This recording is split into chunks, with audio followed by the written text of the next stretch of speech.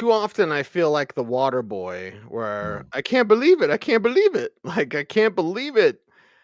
Steelers and Ravens, part one, or I guess the only part of the week 11 recap. Sorry, it's been a Yeah. day. Part Here one of on the one. Audible, right? Cecil, Lammey, Sigmund, Bloom, Ravens, Steelers. 18-16. Steelers get the win there, 8-2. Baltimore is now 7-4. Okay, box score aside, Bloom. This one seemed like an instant classic. Like old school Ravens Steelers was back. That's why I'm going to toss it to you. We'll filter in some box score stuff. But Right. I was watching this at the Broncos Stadium, humble brag, and I was just like, oh my God, it's back. The best rivalry in football is back. It is. It really is. Lots of villains, as Mike Tomlin said. And you saw a Steelers defense once again limiting Lamar Jackson. They've always been able to frustrate him. And even with this new Derrick Henry offense, no, still frustrating him. And you saw right off the bat, the Steelers, oh, you scared? You scared Derrick Henry? Derrick Henry fumble right off the bat. Right off the bat. So, no, we're not afraid of you. Justin Tucker, Hall of Fame kicker, missing field goals. That's not new, but that helped the script of this game stay in the Steelers category. Isaiah Likely had a big play or two, also had a fumble. So again, the Steelers making these things happen, but also self-inflicted wounds from the Ravens. Lots of penalties. Lamar Jackson was just off. The offense looked discombobulated. The offense looked like an offense that was freshly installed and everybody was getting the hang of it, not an offense that had been hitting its stride over the last few weeks. So credit to the Steelers defense here. Also, Peyton Wilson with one of the best, I don't know if it was an interception or a forced fumble and recovery in another key junction. So the Steelers, see, does this sound familiar? When the Steelers defense needed to make a play, they made a play. They made a play. And they just find a way to win against Lamar Jackson. Now, Baltimore, still obviously a Super Bowl contender, still an AFC North. I almost said AFC Central. I'm flashing back. See, so I'm flashing back so much. I'm back to AFC Central. They're still obviously a contender. They're still a strong team. But now you are looking at the next Steelers matchup as absolutely a must-win if you entertain winning the division, if you entertain a home playoff game, et cetera, et cetera. And this is a game, the Ravens, and we'll talk about this season when we get to the Niners. I mean, every game they've lost, you watch the game and you think they could have won. They should have won, but they didn't. And next week they have to play the Chargers. Another one and another one. What the Steelers are good at, Bloom, they're good at playing playoff football. It's not the playoffs yet, but they play playoff football all year round. Yeah. Yeah, well, it's just this idea of you can't give up on any play. You have to wring every possible bit of momentum or value out of every play. That's playoff football, is you're so intensely focused emotionally and psychologically on every play. And, as we look to the Steelers side of the ball, you should not be able to beat this Ravens team not scoring a touchdown. Yeah. Shouldn't happen. It's crazy. Shouldn't happen. Now, some of it is, again, it's Chris Boswell nailing it from 57, 52. The Steelers have a kicker. Remember when it was hard to kick at the Steelers Stadium? No one even talks about that anymore. That kicker edge mattered, okay? The Steelers are going to have to go back to the drawing board, Arthur Smith and company, and say, hey, we need to score touchdowns. We got away with it in this one. You saw Najee Harris, ankle, not a problem. George Pickens making some plays.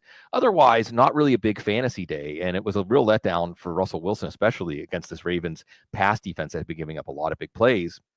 But they don't care. And they shouldn't care.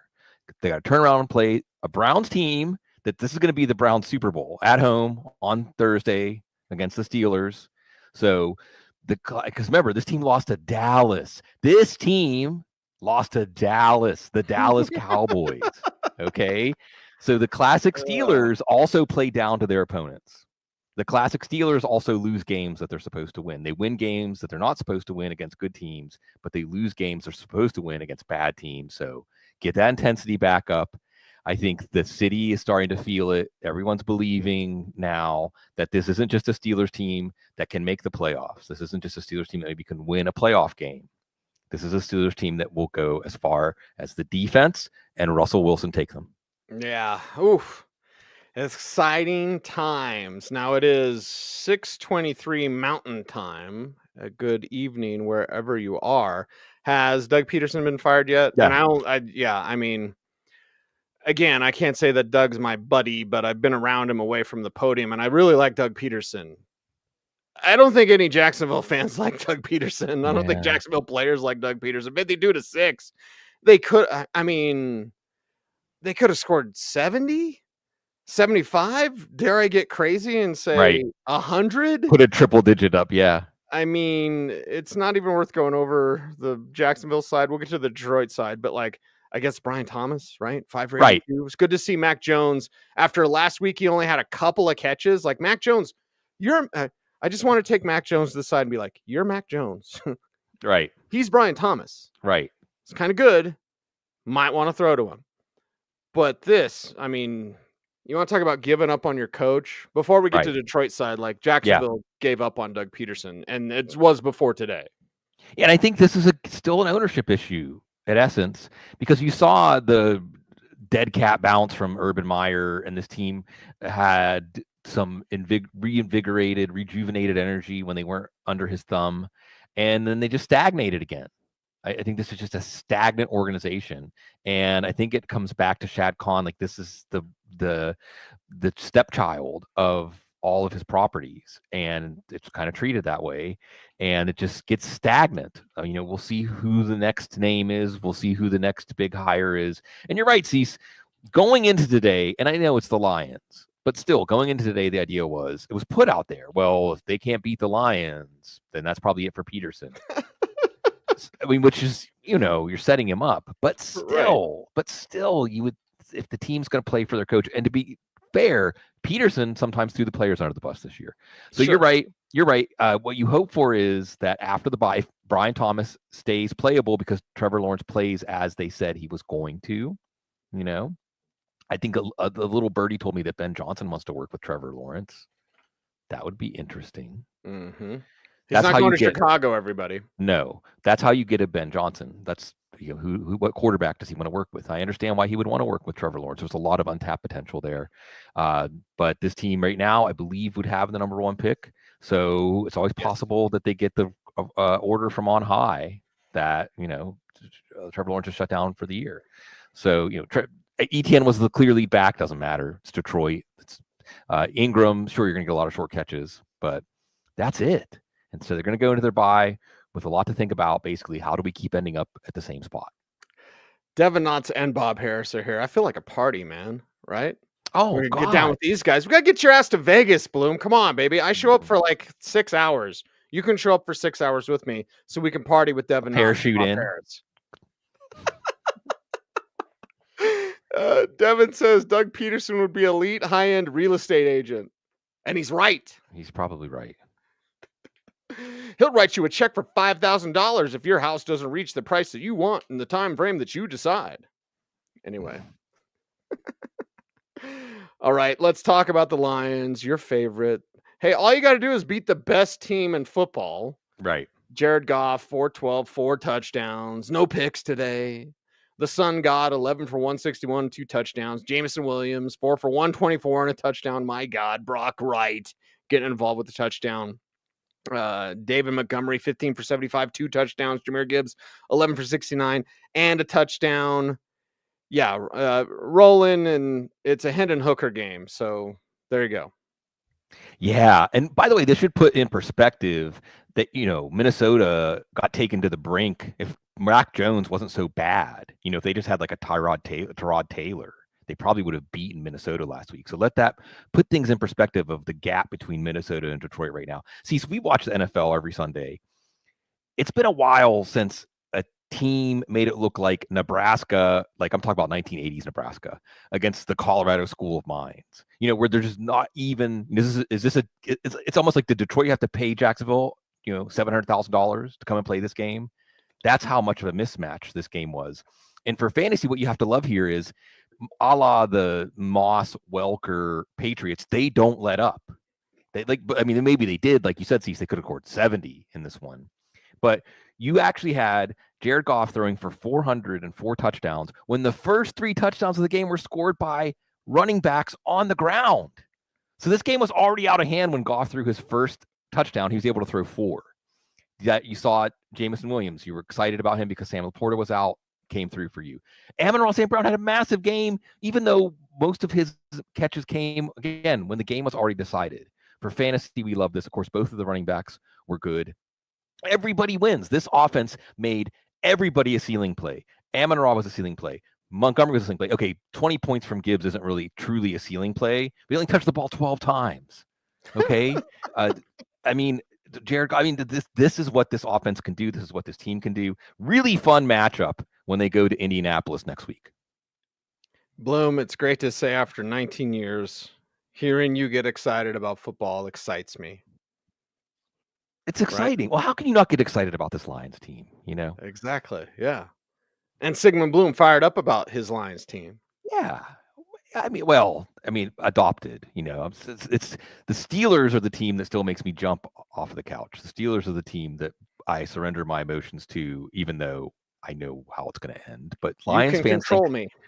Yeah, right. Lions fans think they know how it's going to end, but that's what's really exciting too. Is this season isn't just about 2024, or it isn't even about Dan Campbell and Brad Holmes and this version of the Lions. It's about the history of the Lions in the Super Bowl era. And yeah, there's a lot. If we can just get a Lions-Bills Super Bowl cease, everyone will be happy. Everyone should be happy no matter who wins. Yeah, it'd be awesome. Brad says Oprah must have been in the Lions dressing room. You get a touchdown. You get a touchdown. Everyone gets a touchdown. Brock, look, I don't remember the name of this is a reason to go to our Discord server, by the way, and check out what we're doing in Discord, because somebody brought up the triple Brock parlay. If you did the triple Brock parlay, Brock Wright, Brock Purdy, and Brock Bowers to score a touchdown today, you got some pretty good odds on that. I think like 80 to 1 or 800 to 1. I don't know how to do odds, thankfully. It was plus 8,000 or something like that. So that's the kind of stuff you're missing out on if you're not at the Football Guys Discord server. That's right. Oprah must have been in there as long as her buddy Harvey Weinstein wasn't in there. We'll move along. Rams. You getting Southern? Oh my God. Those Rams. 28. Southern Belsies. New England Patriots 22. I'm feeling saucy today. 4 touchdowns for Matthew Stafford, 295 yards passing. Couple of them to Cooper Kupp, 6 for 106, 2 touchdowns. Puka Nacua, 7 for 123, 1 touchdown. Colby Parkinson with a touchdown as well. And then Kyron Williams, 15 for 86. Blake Corum getting a little bit of work, 5 for 21 in this one. The Patriots put up a fight, but the Rams are the ones that pull it out in the end. Yeah, and we'll get again to that San Francisco-Seattle matchup. The NFC West is totally up for grabs. Yep. You got to love this. Whoever plays the best football the last 7 weeks of the season is going to win that division, get to host a playoff game, see what happens from there. Matthew Stafford, 4 touchdown games in this short period that he's had all of his wide receivers. So you can see what he's worth. Last week, they couldn't score a touchdown, but this week they get 4. Puka Nacua, in one of the most Puka Nacua moments, makes a beautiful diving touchdown catch, lands on the ball. I don't know if it's his chest, his side, something. He has to go to the medical tent. Then he comes back in and he's fine. Love watching him play. And Cooper Kupp had a short, easy touchdown. Puka says, can I get one of those? Also, a long, easy touchdown. Puka says, can I get one of those? Probably. I mean, the way this pass offense is playing. And Kyron Williams was more efficient as a runner in this one. Didn't get any catches, didn't get a touchdown. But that's okay. Rams, again, are they the best worst team or the worst best team? They're playing a team that kind of has a similar identity issue when Philadelphia comes to LA next week. Drake May, 282, 2 touchdowns, 1 INT. He's learning, he's growing, he's going to play some hero ball. He almost pulled this one off, man. Yeah. With 9 fourth quarter points. It wasn't enough, though, but look at what he's working with. And I'll do apologies. Kendrick Bourne's good, 5 for 70 at a touch. Hunter Henry's good, 6 for 63. 7-11, Mario Douglas, 5 for 59. Everyone's an alliteration receiver except for Bourne. Love for Ramondre Stevenson, 20 carries, 73 yards. May with 27 yards rushing because he can get out there and scoot. So this season for New England is basically just getting May the experience. And, I know they had Jacobian at the beginning, but it's good to see May continue to get that and not fall in his face on a weekly basis. Yeah, and certainly not for fantasy. You have to be excited about what you can get from Drake May when the offense is going to be mostly on his shoulders. Ramondre Stevenson came up a little small in this one. You had a chance maybe to score a touchdown, but instead they passed to the offensive tackle, Vidarian Lowe, which, that shows you the comfort level with Drake May. And like you said, see, it's coming together now. Kendrick Bourne, who was benched last week, basically comes out and has a really solid game. We'll talk about him on the Waiver Wire show tomorrow morning. Look for it to hit tomorrow afternoon. Look for him in the Waiver Wire report for subscribers that I do every Monday. Demario Douglas, Hunter Henry. You can see that while there's not an alpha, there's not really anybody that Drake May can count on to win one-on-one, with the exception of Demario Douglas in the middle of the field, but that player who could win big downfield. So that's who they're going to have to get for him. So this is perfect for New England because you're losing games, so you're going to get a good draft pick. You have your quarterback. He's getting more experience. You're competitive, so the players are rallying around each other, rallying around Jared Mayo. Go down to Miami, see what happens next week. See what happens in our next game up, and I guess rally around Derek Carr. All right, New Orleans Saints beating up on those Cleveland Browns, 35-14, the final score. You saw both Jameis Winston and a little dash of DTR in there. It doesn't matter. Nick Chubb, 11 for 50 on the day. By the way, Winston had 395, 2 touchdowns, no INTs. Jerry Jeudy, 6 for 142 and a touch. Okay. David Njoku, 9 for 81. Okay. Elijah Moore, 6 for 66. Devil get out, but he got a touchdown. So he got in the end zone there. Cedric Tillman with 3 for 47 in this one. So falling way, way short. And of course, Jameis being able to put some up against his old team, largely when the game was already out of hand. Although 21 fourth quarter points from the Saints really put him on at the end. Let's talk Jameis and the Browns first. Yeah, this is ideal if you have Jameis or any pieces of this passing game. Their defense is now starting to wilt, and they're playing from behind, so Jameis can just let it all hang out. You had an 89-yard catch-and-run touchdown by Jerry Jeudy on a play that Jameis kept alive. He had a beautiful touchdown in the corner of the end zone from Elijah Moore, and then you still had 9 catches from David Njoku. Now, if you have Cedric Tillman, you say, oh, what about me? It's okay. It's okay. He threw for 395 yards. You're going to be okay. So Cedric Tillman's going to be fine. As long as the pie is that big, you're not too worried about that. You are a little worried if you have Nick Chubb. I mean, Chubb's getting better, looking more like himself, but this team's just, the defense is now wilting. They're not going to give him game scripts to really get going. So it may not be the second half of the season we'd hope for from Nick Chubb. That being said, he's going to get a chance. The rest of this team is going to get a chance again to play Pittsburgh on Thursday night. And as Joe in the chat room says, Taysom is a menace. That's right. Ooh. Taysom Hill, 7 for 138 and 3 touchdowns.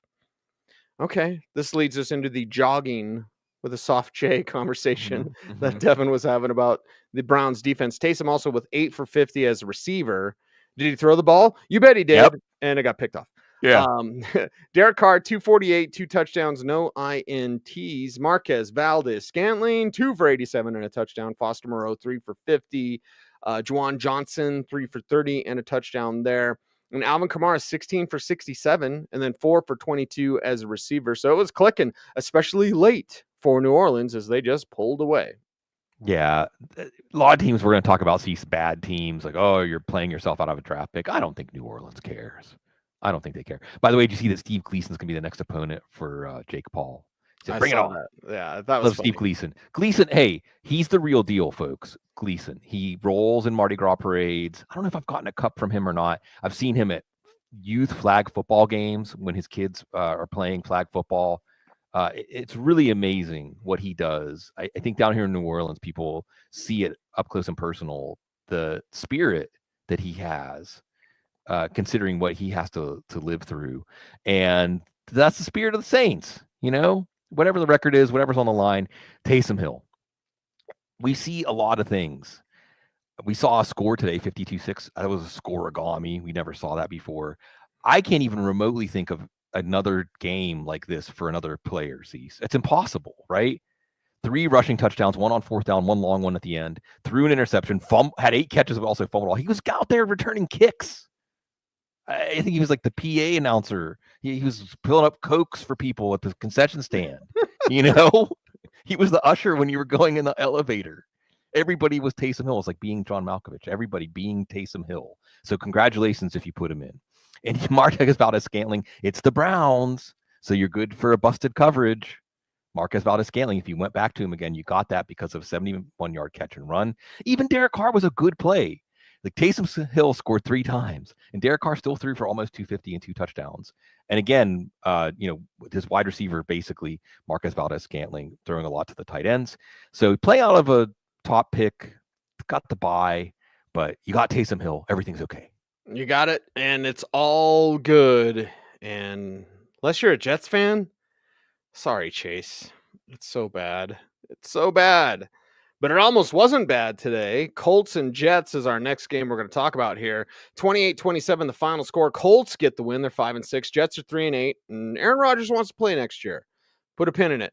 Anthony Richardson. This is the story. 20 of 30, 272, 1 touchdown, no INTs. Josh Downs, 5 for 84 and a touch. Alec Pierce, 3 for 74. Michael Pittman, 5 for 48.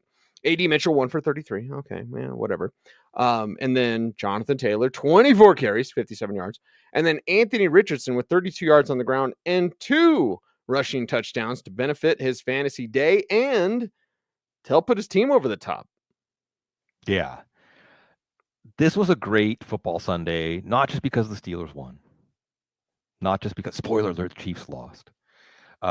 Not just because of the Detroit Lions looking like Alabama against Wofford. It was a good day. It was a great day, dare I say, because Anthony Richardson's going to be all right. He's going to be all right, Cease. He's going to be fine. Accuracy, no problem, right? Running the ball, taking hits, no problem. It almost feels like we just got that episode. It was like a dream or nightmare that the Colts woke up from and said, let's just get back on the plan. Let's just get back on track. Anthony Richardson played a tremendous game, not just for fantasy. So obviously he's going to be in contention to start going forward. You did see Jonathan Taylor get contained by a Jets run defense that had been kind of soft at times. That's okay. The big games are going to come for Taylor, although you're seeing now, again, this intent, hey, when it's goal to go, we're going to tell the big guy, Anthony Richardson, to do his thing. There was a really funny moment in this game also when Quincy Williams is like a 225, 230-pound linebacker, tried to sack Richardson and just swung around him off of him like he was some sort of, fence post. But then big brother Quinnen, and I mean big brother Quinnen, came to clean it up. If you're a little brother, if you have a big brother to come and clean up your fights when you lose, that's a good thing. But it was the Colts winning in the end here. Josh Downs, he's going to be okay. Michael Pittman's playing hurt. He had a drop in this one. I don't know if he's going to be okay for fantasy, but he's still going to contribute to this team.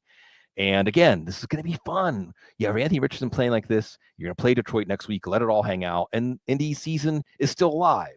Jets, not so much. Yeah, not a lot. And you're talking about what the Colts learned, Bloom. I'm focused on what Richardson learned. Yeah. Mm-hmm. He's career near-death experience. That's what you've called it. Yeah. Maybe that was his. Like, dude, you can't do that. Right. Your team expects you to give everything. Mm-hmm. Yep. And don't cheat the game. Well, and I think, again, it always comes back to that perspective you get as you watch your life unfold. You don't really know whether things are good or bad in the long run when they happen. You just have to be resilient. And again, the Colts were. The Jets kind of were, but not enough. Yeah, not enough. Rodgers wants to play next year. Calbudo, our guy, says, can Rodgers make it to a 5th-year post-obvious washing? Yeah, I mean, you give him everything, it doesn't work, and whatever.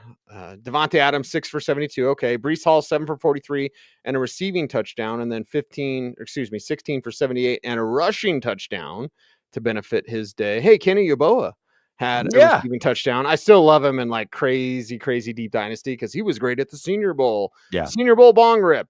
But yeah, man, I mean, there's just, what are we doing here? Outside of Breece Hall, and Garrett Wilson didn't do much, but he's a player you look forward to in the future, but you're kind of screwed with Aaron Rodgers, and you're not in position enough without him to maybe get who you need. I mean, again, starting with ownership, well, good luck, Jets fans. Yeah, this is bad. These two teams couldn't be at a more different point as far as their trajectory, right? So much to look forward to for the Colts, so little to look forward to for the Jets. Well, you have maybe something to look forward to if you have Breece Hall. He looked like the guy you took in the top 5 that was going to win games for you with his burst, with scoring as a runner and a receiver. And Brees Hall was the tow truck that got this offense out of the ditch, because the first 5 drives, they could not get a first down. 5 drives with no first downs to start this game.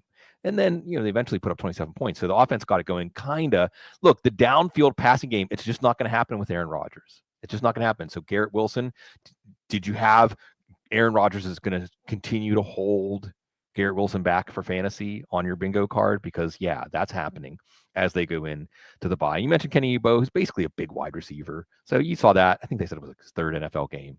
Devontae Adams was okay if you put him in. But, again, the ceiling's going to be low. You need Garrett Wilson to be making Air Jordan touchdown catches for him to have a ceiling game. So, yeah, you wonder at this point, will the pick be good enough to get the next quarterback that Aaron Rodgers won't be the mentor for the Jets? Yeah, we'll see. We'll see how that thing works out. Minnesota, Tennessee. Man, we started out with a couple of bangers, and then it's like, hey, Minnesota, Tennessee. 23-13. Why did I go Predator there? 23-13, the final score. I was supposed to be snoring. The Vikings are 8-2. The Titans are 2-8. Sam Darnold goes 246, 2 touchdowns, no INTs. Jordan Addison, 3 for 61 and a receiving touchdown. Cam Akers with the receiving touchdown as well. So 25 yards on the ground. Goth is 11 yards receiving. Justin Jefferson is amazing. 6 for 81 in this one. Aaron Jones, 15 for 39 on the ground. And Sam Darnold, by the way, did have a rushing touchdown there as well. So Minnesota kind of makes it look easy, but again, it's Tennessee. You should be doing that.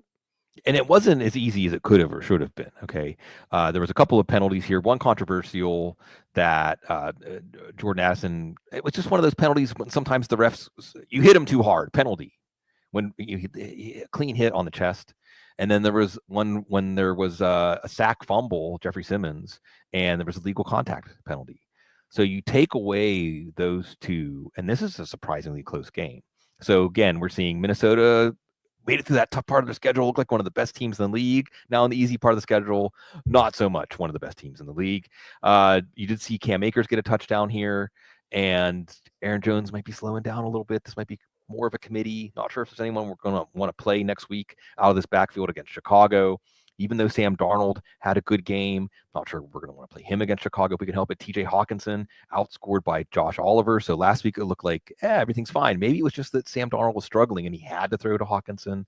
But like you said, Cecil, it wasn't like Justin Jefferson had a massive game. You did have that touchdown to Jordan Addison. But this offense would look so good in the first half of the year. Not as scary. And they're facing a Chicago team next week that's their feelings are hurt. They're hurt. Yes. After losing today, and Tennessee just staying on track to get that top 5 pick. Shadur's not playing for you. 295, 1 touchdown, 1 INT for Will Levis. When you mentioned Nick Westbrook-Akine on the Waiver Wire show a few weeks ago, Bloom, I was like, whoops. 2 for 117 and a touchdown. I could have used that. Sorry to Nick Westbrook-Akine. Calvin Ridley, 4 for 58. Tyler Boyd, 2 for 34. Why am I mentioning him? I don't know.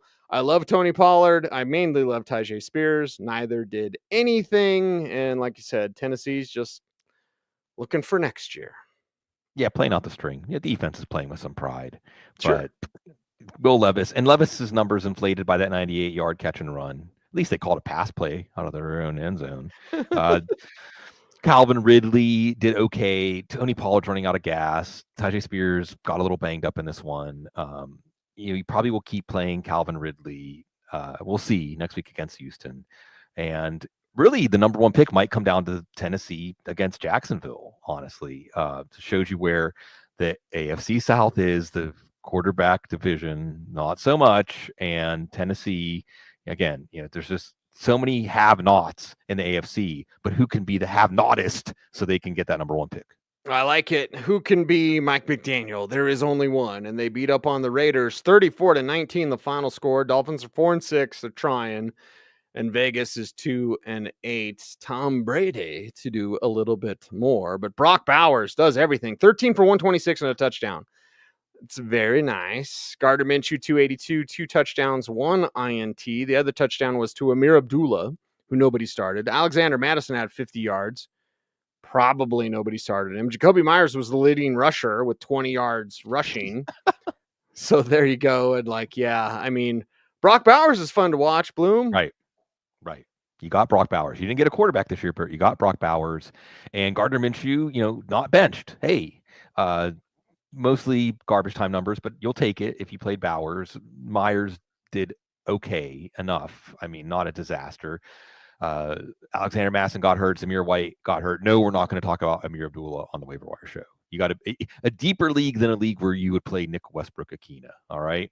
And Denver, I heard they played pretty well today. That's who's going to face Las Vegas next week. So Denver fans, time for a little short vacation. A little short vacation to Sin City sounds pretty good to me. Let's talk about the Dolphin side. And Tua, 288, 3 touchdowns, no INTs. Jonnu Smith, 6 for 101 and 2 touchdowns. Awesome. Tyreek Hill, 7 for 61 and a touchdown there. And then Jalen Waddle, 2 for 37. Devon Achane, 17 for 73 and a rushing touchdown. And then Achane with 4 catches for 32 yards. So there you go. I'll keep an eye on Malik Washington because I love him in Crazy Deep Dynasty. Other than that, yeah, Miami, you're rolling 17 points in the fourth quarter. Helps double them up, put them over the top. Yeah, trying to keep the season alive. It's not over. You see, again, Devin Achane, everything's going to be centered around him in the running game. Raheem Mostert got a little banged up. I think Jalen Wright at least had a goal line carry in this one. Tua is productive in this game. It's the Raiders. Again, Bo Nix, not that you weren't thinking about playing him anyway before you saw the opponent, but knowing that's the opponent, you're thinking about that. It was a bad pass defense, so Tua had some good numbers. But this is not going to be the vertical pass offense we've seen the last couple of years. It's just not happening. Tyreek Hill got enough targets, got a touchdown, was a solid play. Jalen Waddle, not so much. Because of Jonnu Smith, he did have the big play in this game. And Jonnu Smith has actually worked out for them as that middle of the field target to complement what you have whenever teams are trying to take away the downfield pass from Hill and Waddle. So we shall see. New England, again, their season still has a pulse. Win a game you're supposed to win. New England loves to play spoiler next week, so that could be an interesting game. Interesting game, and Packers and Bears up next. And I think it was Nizzle in the chat room said we were anti-Packers. Probably because you're so pro Lions. I don't know. Nizzle, you're fine. I was talking to Jordan Love's college coach today, Mike Sanford, in the Broncos press box, humble brag. But just, going back and regaling some stories from Utah State in the days and how I saw him at the Senior Bowl. And like Jordan Love, man, you love the fight, even when it's not the greatest game, although 13-17, 261, it's very efficient. 1 touchdown, 1 INT. Want that pick back. The 1 touchdown going to Jaden Reed, 2 for 23 on the day. Christian Watson, 4 for 150. Josh Jacobs, 4 for 58 as a receiver. And then 18 for 76 and 1 rushing touchdown. Love, by the way, also had a rushing touchdown here as well. Romeo, where art thou, Romeo? A catch for 17 yards. So there's that. Not much from Tucker Kraft. Is there a Tucker? There's a Brock parlay. Is there a Tucker parlay somewhere? But anyway, so yeah, Packers get it done. 2019. They're 7-3. We don't hate them. We love them. And specifically, we love Jordan Love, even in an efficient, not mind-blowing type of game. Yeah, the interception was a red zone interception. And this looks like a Malik Willis line, only 17 pass attempts. So that's going to be really interesting going forward. You did have Christian Watson put up a good game, a couple of coverages where the Bears lost track of him. So he had a good game, but otherwise the volume isn't there. Kraft, Reed, Dobbs, at least Reed had a touchdown. So that's going to be something to watch as Green Bay plays San Francisco next week. Is this the new template? Maybe you can continue to reel Jordan Love in. Maybe it was a decision that was made as the game was going on. Let's give some credit to the Bears defense. But that's going to be something to watch because that's going to affect how we project this offense and particularly how we project Josh Jacobs, who had a massive game, big time coming through, has been in the shadow of Derrick Henry as a signing. And I'd love Aaron Jones, but Aaron Jones, I think, couldn't have had the kind of physical presence against a tough Bears defense that Josh Jacobs did in this one as a runner and as a receiver. So that still wasn't all they needed to win. You watched the Broncos lose last week, Cecil, on a last-second blocked field goal. Green Bay had to get a last-second blocked field goal to win this one. And for the Bears, this one stings because just for a second there, they have not beat the Packers going into this one in 10 straight games. It felt like, okay, we're going to start to turn this thing around. But the NFL can be very cruel. It was the fight from Caleb. Like the Caleb Williams fight today was fun to watch, and allegedly, or whatever I have to say, Bloom, the Tyson Bagent stuff was coming from his dad. Those are the rumors that were going around of like players like Tyson Bagent more than Caleb Williams. That actually may not be true. Bears people that I trust say, yeah, that's his dad telling radio guys. You know those radio guys, Bloom. They'll run with anything. Anything. Jay Cutler's got a broken leg. I heard it straight from the horse's mouth. I mean, the Broncos' mouth. Yeah, when you get a call from Broncos PR, it's usually not good. Anyway, let's talk about the Bears side. And yeah, fight from Caleb. That's what you need to see, right, baby? Come on, baby. 231 in this one. No touchdowns, no INTs. Roma Dunze, 6 for 65. DJ Moore, 7 for 62.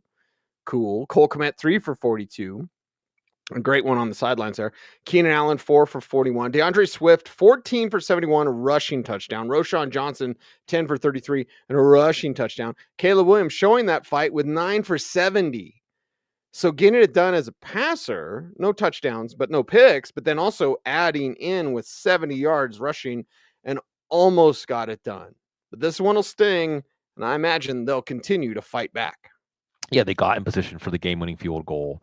And I think they could have run one more play, maybe try to get a few more yards. It was a 46-yarder. Green Bay said they knew the trajectory on Cairo Santos' kick was going to be a little lower. You saw that push and just got enough of it to get the win, even though Caleb Williams, Roma Dunze making a big catch, making a 4th down catch to set them up. You saw early on Caleb Williams running more and just letting the game come to him more in the pocket, not so robotic. You saw DJ Moore used a lot, still just short stuff, but used a lot. DJ Moore got a little banged up in this one. You also saw Roshan Johnson get a touchdown, but DeAndre Swift had his say in this one, held in check for most of the game until a 39-yard touchdown and a good back and forth second half. Again, Roma Dunze making some plays. Keenan Allen, this is just what he's going to be every week, 4 or 5 catches. Alliteration on the low end for Keenan Allen, and maybe not one they would have done again. I think that he maybe hold this offense back a little bit, to be honest, because where's the downfield passing? Hopefully that's what we'll see. Although next week they face a tough Minnesota defense. So yeah, these NFC North battles, they're like this one. They're going to be great entertainment. Great entertainment abounds. And it was sports boring today at Empower Field at Mile High, because the Falcons couldn't do much of anything against the Broncos, and Kirk Cousins harassed all day by that Broncos defense. The Broncos win 38-6. Yeah, right. And Michael Penix comes in. And the third quarter, it seemed like it was the fourth quarter. It was fourth quarter. But like this game was over in the third easily. Bijan Robinson, 12 carries, 35 yards. Drake London, 3 for 61. He got one, a 26-yarder. And they kept picking on Jaquan McMillian. So there you go. Ray McLeod, 6 for 46. Bijan Robinson also had 28 yards receiving. Darnell Mooney, 2 for 27. They just couldn't get anything going. Kirk Cousins sacked 3 times, hit. Well, box score only says 3 times. It seems like he was hit more than that. He was definitely under duress. He can't move. And against a team with Nick Benito that has almost as many sacks as the entire Falcons defense does. They have 10. He has 8. Yeah, it was going to be a long day for Kirk. Yeah, this was one where you just felt like they already were thinking about the flight home early, both sides of the ball. And this one really put into focus the difference between the AFC and the NFC, because NFC doesn't have as many have-not teams that'll be picking in the top 10 of the draft, but the Falcons are a division leader, and the Broncos are going to have to scratch and claw to get a wild card spot, but the Broncos are just so much clearly better than the Falcons. And at first, Cousins moved the ball, but they were held to field goals. Then Cousins wasn't moving the ball at all. And Darnell Mooney got banged up in this one with a hamstring. And if you played Bijan Robinson or Drake London, you kind of escaped with an okay result, but it was just an absolute offensive disaster. And this team goes into their bye, and they need to be careful. They're 6-5, Tampa's 4-6, and they did sweep Tampa.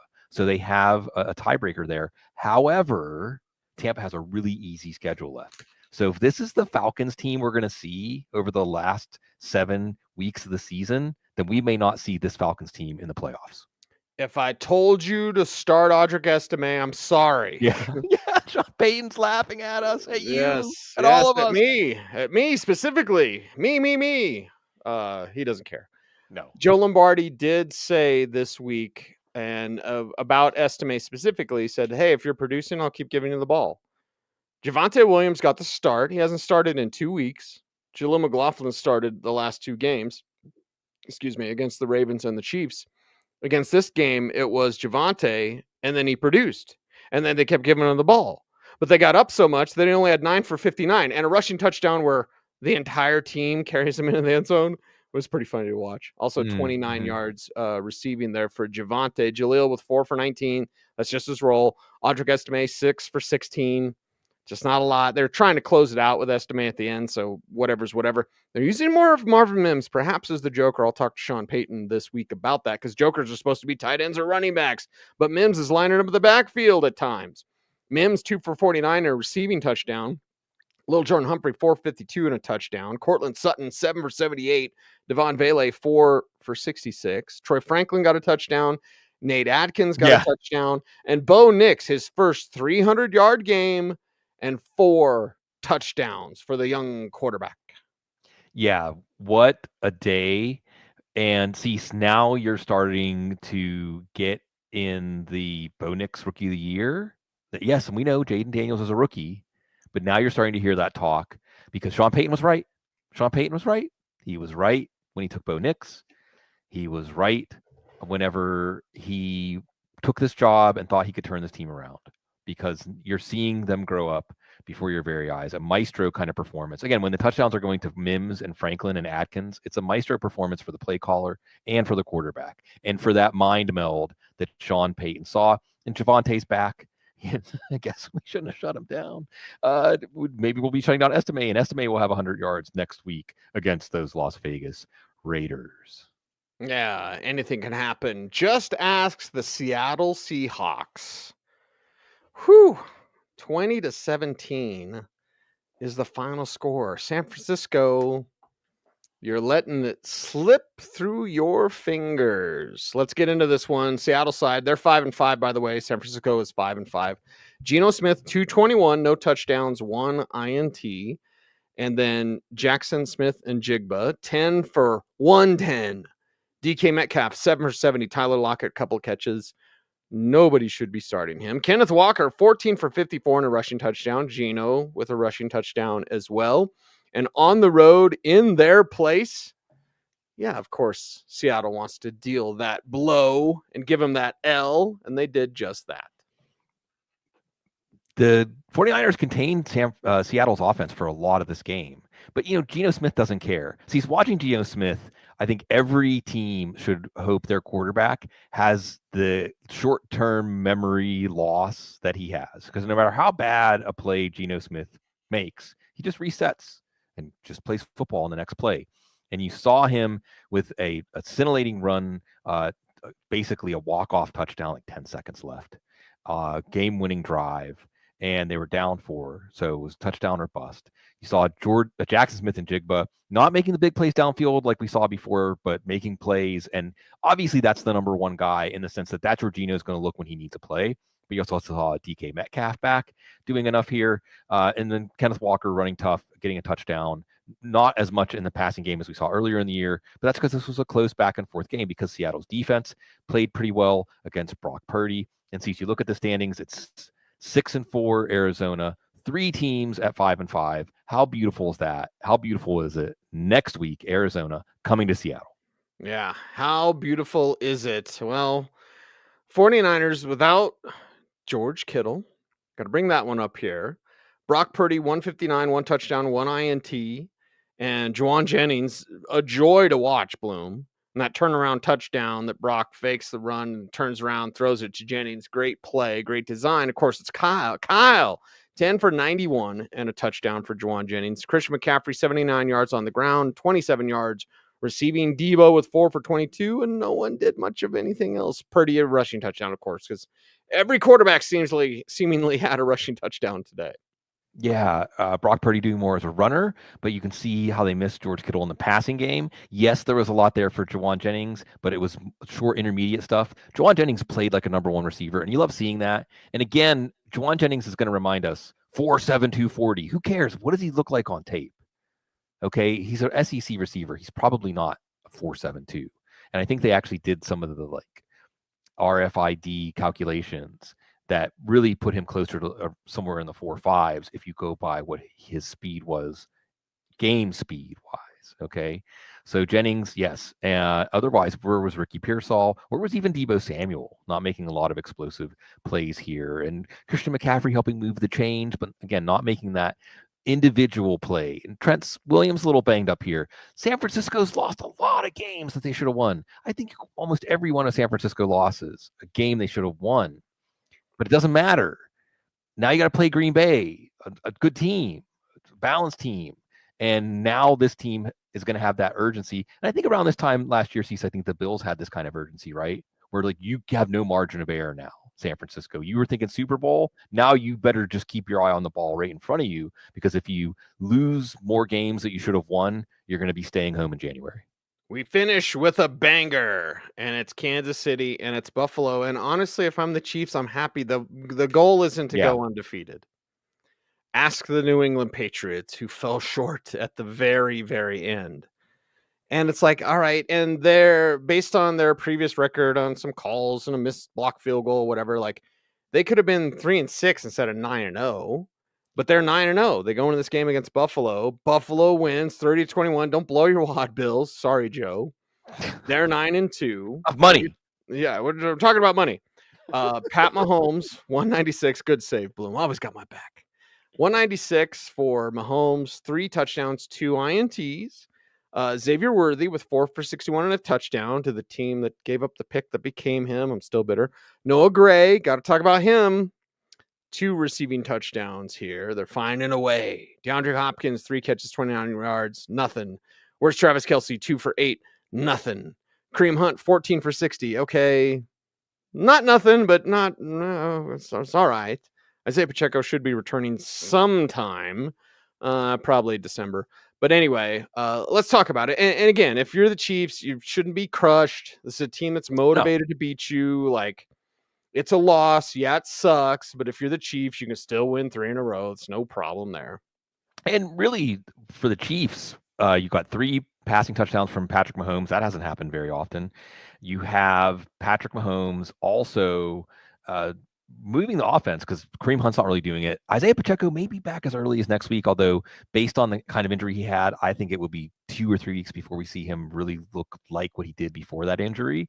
So Kareem Hunt, you're seeing him slowing down, and that's part of the reason that Patrick Mahomes had to throw all those touchdowns. Noah Gray, Travis Kelce, is going to come to a stop. Well, it did to a screeching halt here as Noah Gray got both the touchdowns. Travis Kelce, a non-factor here. So Juju Smith-Schuster back, DeAndre Hopkins getting in the fold.